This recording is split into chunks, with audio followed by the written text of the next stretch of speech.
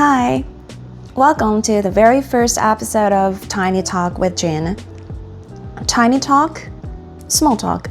Jin, that's me. I'm not even sure if it's the right title for the segment. I came up with it on a whim. Well, it might change later, but for now, we're going with it. Anyway, I've been thinking a lot about what I want to share in this first episode. And I thought, why not start with something personal? My postpartum experience. Since my channel is all about motherhood and raising children, it felt like the right place to begin with.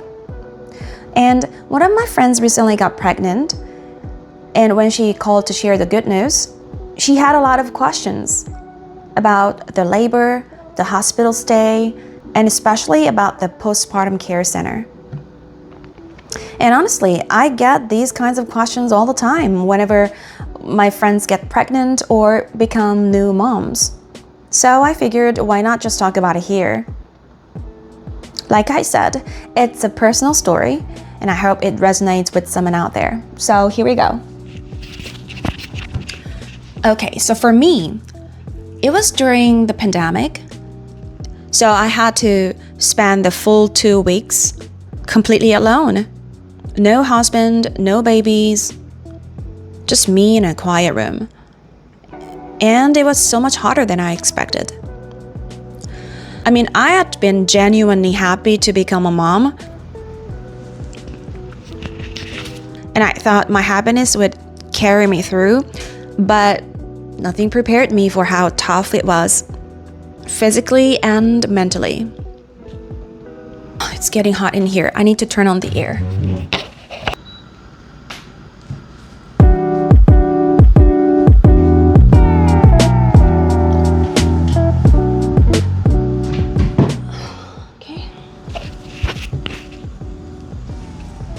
Can you hear me all right with the air on?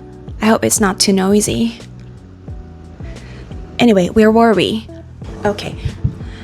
After giving birth, my breasts became painfully hard and swollen. And breastfeeding wasn't the natural, effortless thing I had imagined. It's something you actually have to learn. And they have people called lactation specialists. They come in to manually press and squeeze your breasts to help with the milk flow, and it hurts. No, that's an understatement. It's excruciatingly painful. And even after all that, the milk doesn't always come. Yep. And I kept hearing, you have to endure this. This is what being a mom means. Your baby's relying on you 100%. I mean, there was some kind of pressure to perform motherhood correctly. Of course, the baby needs to be fed, but it felt like there was only one right way to be a mother. And then one day, this is where it gets intense, and one day, right in the middle of one of these painful sessions, a laundry lady walked into my room without knocking. Can you believe it? I felt exposed and humiliated.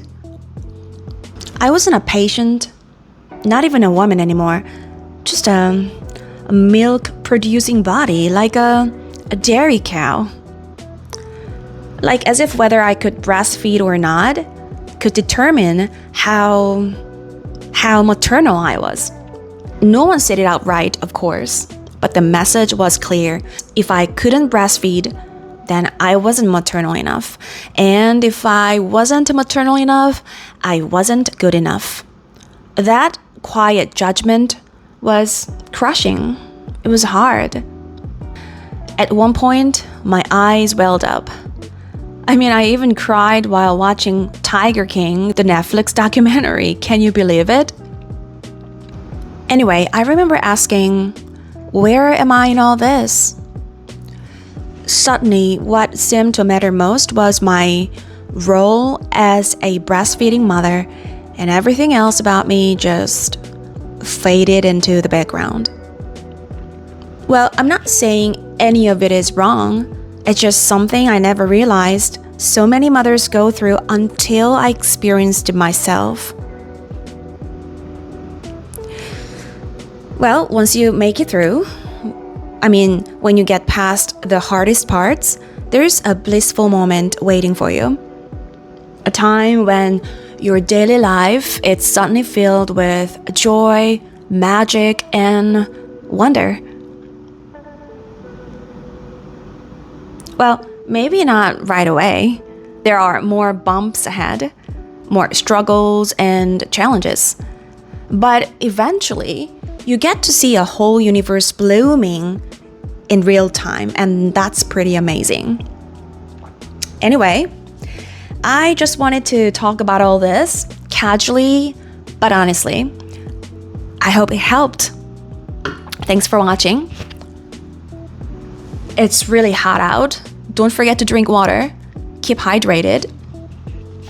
Thanks for watching again, and see you next time. Bye.